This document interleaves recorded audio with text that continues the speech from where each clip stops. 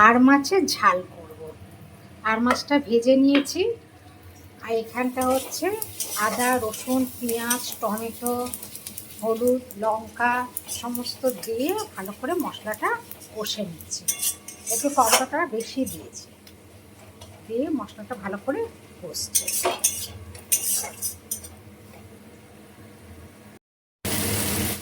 মশলায় তেল ছেড়ে দিয়েছে, এবার আমি জল ঢেলে দিচ্ছি।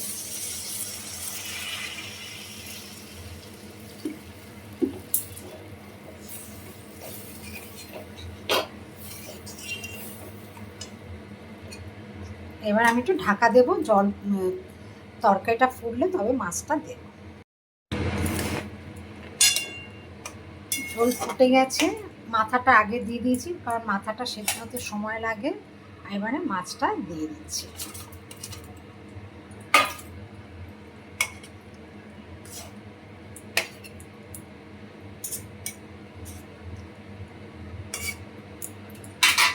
আবার একটু ঢাকা দিয়ে দেব।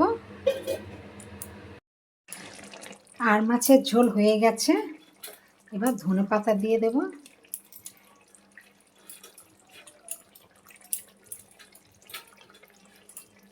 দিয়ে গ্যাসটা বন্ধ করে দেব।